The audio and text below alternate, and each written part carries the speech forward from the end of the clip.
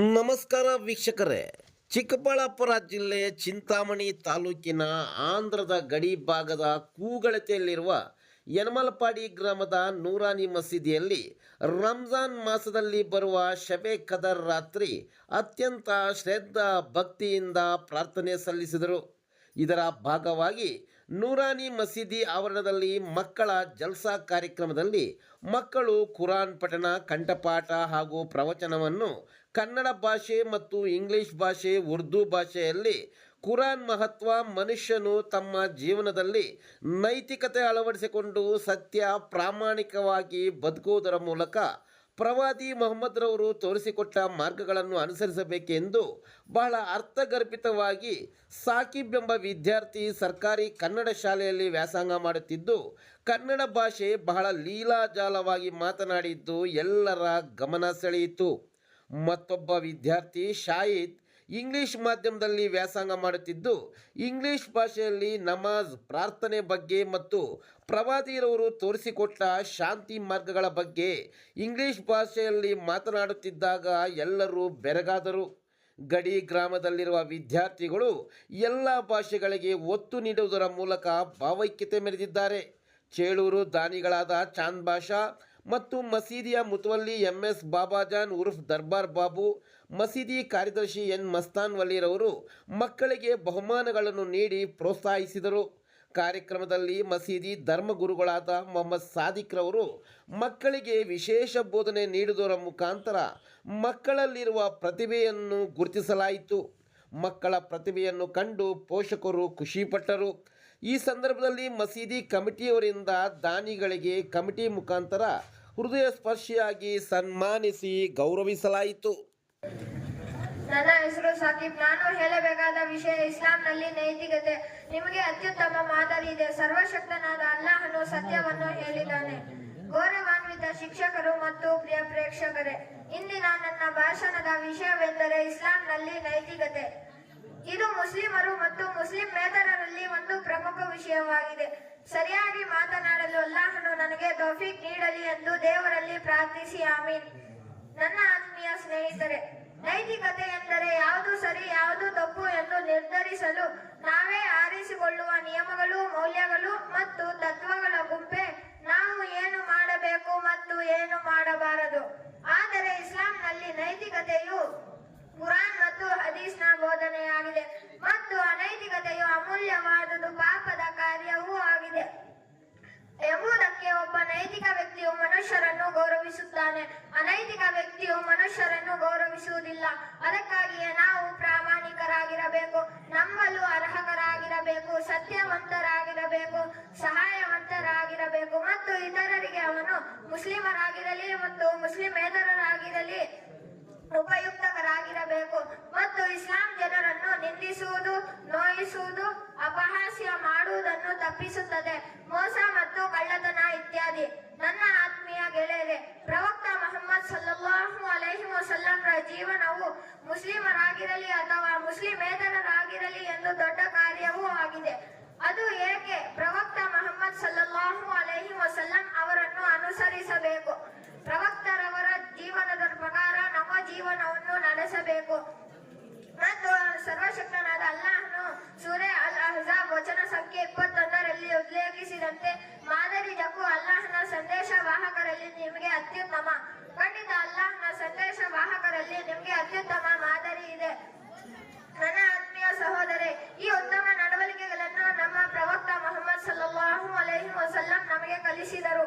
ಅವರು ಬಾಲ್ಯದಿಂದ ಸಾಯುವವರೆಗೂ ನಿಜವಾದ ಮುಸ್ಲಿಂ ಮತ್ತು ನೈತಿಕತೆಯನ್ನು ಹೊಂದಿದ್ದರು. ಅವರ ಪ್ರಾಮಾಣಿಕತೆ ಮತ್ತು ವಿಶ್ವಾಸಾರ್ಹತೆಯಿಂದಾಗಿ ಮಕ್ಕಾದ ಜನರು ಅವರನ್ನು ಸಾದಿಕ್, ಆಮೀನ್ ಎಂದು ಕರೆಯುತ್ತಿದ್ದರು ಮತ್ತು ಇಸ್ಲಾಂನ ಕಡು ಶತ್ರುಗಳಿದ್ದರು ಸಹ ಸುರಕ್ಷತೆಗಾಗಿ ಅವರು ತಮ್ಮ ಠೇವಣಿಗಳನ್ನು ಅವರ ಬಳಿ ಇಡುತ್ತಿದ್ದರು ಮತ್ತು ಅವರು ತಮ್ಮನ್ನು ಅವಮಾನಿಸುವವರನ್ನು ಕ್ಷಮಿಸುತ್ತಿದ್ದರು. ಅವರನ್ನು ನೋಯಿಸುವವರಿಗಾಗಿ ಅವರು ಪ್ರಾರ್ಥಿಸುತ್ತಿದ್ದರು ಮತ್ತು ಅವರನ್ನು ಅವಮಾನಿಸುವ ಮತ್ತು ಅಗೌರವಿಸುವವರ ಮೇಲೆ ಸೇಡು ತೀರಿಕೊಳ್ಳಲು ಅವರು ಎಂದಿಗೂ ಪ್ರಯತ್ನಿಸುತ್ತಿರಲಿಲ್ಲ. ನನ್ನ ಆತ್ಮೀಯ ಸ್ನೇಹಿತರೆ, ಇಸ್ಲಾಂ ಈ ಜಗತ್ತಿನಲ್ಲಿ ಹರಡಿದ್ದು ಗದ್ದಿಯಿಂದಲ್ಲ, ಒಳ್ಳೆಯ ನಡವಳಿಕೆ ಮತ್ತು ನೈತಿಕತೆಯಿಂದ ಎಂದು ನಾನು ನಿಮಗೆ ಹೇಳಬೇಕು. ಮತ್ತು ಹಿಂದಿನಿಂದ ಇಂದಿನವರೆಗೆ ಮುಸ್ಲಿಮರು ಎಲ್ಲಿಗೆ ಹೋದರೂ ತಮ್ಮ ಸ್ಥಳೀಯ ಜನರನ್ನು ನಿಷ್ಠುರ ಮತ್ತು ನೈತಿಕತೆಯಿಂದ ಪ್ರಭಾವಿತಗೊಳಿಸಿದರು. 100 ವರ್ಷಗಳ ಹಿಂದೆ ಮುಸ್ಲಿಮರು ಎಲ್ಲಿಗೆ ಹೋದರೂ ತಮ್ಮ ಸ್ಥಳೀಯ ಜನರನ್ನು ನಿಷ್ಠುರ ಮತ್ತು ನೈತಿಕತೆಯಿಂದ ಪ್ರಭಾವಿತಗೊಳಿಸಿದರು. ಅದಕ್ಕಾಗಿಯೇ 100 ಅಲ್ಲ, ಸಾವಿರಾರು ಜನರು ಇಸ್ಲಾಂ ಅನ್ನು ಸ್ವೀಕರಿಸಿದರು. ನನ್ನ ಆತ್ಮೀಯ ಪ್ರೀತಿಯ ಸಹೋದರೇ, ಈಗ ನನ್ನ ಭಾಷಣವನ್ನು ಮುಗಿಸುತ್ತೇನೆ. ನಮಗೆ ಅಲ್ಲಾಹನು ನೈತಿಕ ವ್ಯಕ್ತಿಯನ್ನಾಗಿ ಮಾಡಲಿ ಎಂದು ದೇವರಲ್ಲಿ ಪ್ರಾರ್ಥಿಸಿ. ಆಮೀನ್. ಅಸ್ಸಲಾಮು ಅಲೈಕುಂ ವರಹಮತುಲ್ಲಾಹಿ ವಬರಕಾತುಹು. السلام عليكم ورحمة الله وبركاته. الحمد لله رب العالمين وعاقبة المتقين والصلاة والسلام على رسوله الكريم محمد وعلى آله وصحبه أجمعين. أما بعد، أعوذ بالله من الشيطان الرجيم. بسم الله الرحمن الرحيم.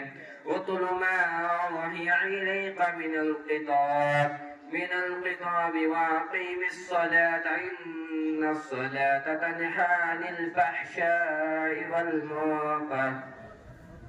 My permanent teachers and my permanent guests, today my topic is about Salah, which is very important topic because it is directly connected to our daily life 5 times a day. Because it is directly connected to our Almighty Allah subhanahu wa ta'ala. It is the first pillar of Islam after the monotheism. So pray to Allah that give us tawfiq to speak right and to follow the teachings of Islam in every sphere in life. Ameen. My brothers and sisters, Salah is an Arabic word which basically means dua, worship and prayer. It is obligatory on every Muslim, both man and woman. It is a physical and spiritual act of Islam. Establishing Salah is one major form of worshipping Allah. It is major upon which Quran emphasizes more than anything. As Almighty Allah subhanahu wa ta'ala says in Surah Taha, chapter 20, verse 14, وَأَقِيمِ الصَّلَاةَ لِذِكْرِي. Establishing Salah to remember me. It means Salah is the better form of remembering our Almighty God, our Creator and our Sustainer. The Prophet Muhammad sallallahu alayhi wa sallam is the biggest remember of Almighty Allah subhanahu wa ta'ala, who used to say, قُرَّةُ عَيْنِي فِي الصَّلَاةِ. The coolness of my eyes lies in Salah. In another place, Almighty Allah subhanahu wa ta'ala says in Surah Al-Aqabah, chapter 29, verse 45, اتل ما أوحي إليك من الكتاب وأقيم الصلاة إن الصلاة تنهى عن الفحشاء والمنكر. Recite what is the sent of the book by inspiration to you. It means if you establishing regular Salah, it will surely preserve from shamefulness and unjust deeds. My dear dignitaries, it means if you offer Salah according to Sunnah, if you offer Salah according to Prophet Muhammad sallallahu alayhi wa sallam, if you offer Salah as the companies of Prophet Muhammad sallallahu alayhi wa sallam used to offer Salah, it surely preserves from shamefulness, unjust deeds, sins and crimes. But nowadays many people perform regular Salah, but in spite of they do various shameful things, unjust deeds, sins and crimes. Remember the people whose prayer not listened for these sins, because their prayer is without soul. Their prayer is without khushu' and khudhu'. Their prayer is not like our Prophet Muhammad sallallahu alayhi wa sallam prayer. Their prayer is not like our company's prayer. We don't know, we can be led, but the words of Allah subhanahu wa ta'ala cannot be led. My dear companies, the first thing which shall be asked to practice more than anything in Islam is Salah. The first thing which shall be asked before Allah is Salah. The Prophet Muhammad sallallahu alayhi wa sallam said, أول ما يحاسب به العبد الصلاة فإن قبلت قبل سائر عمله وإن ردت رد سائر عمله. The first thing we shall be asked, subject to remarking, is prayer. If they are accepted, all his other deeds shall be accepted. If they are rejected, all his other deeds shall be also rejected.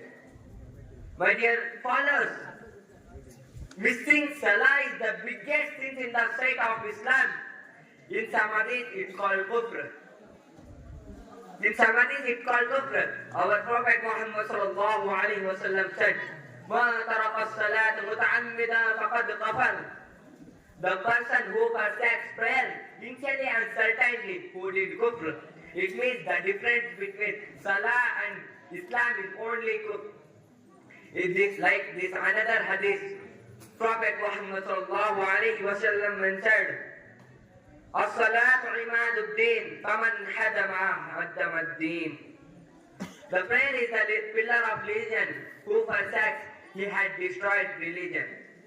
My dear audience, now I feel to witness my speech praying to God. Allah give us tawfiq to perform regular prayer. Ameen. Wa akhiru da'wana alhamdulillahi rabbil alameen. الله من الشيطان الرجيم بسم الله الرحمن الرحيم إن المتقين في ظلال وعيون وفواكه مما يشتهون كلوا واشربوا هنيئا بما كنتم تعلمون إن كذلك تجري المحسنين ويل يومئذ للمكذبين كلوا وتمتعوا قليلا إنكم مجرمون ويل يومئذ للمكذبين وإذا قيل لهم اركعوا لا يركعون ويل يومئذ للمكذبين فبأي حديث يؤمنون بعده يؤمنون. السلام عليكم ورحمة الله وبركاته.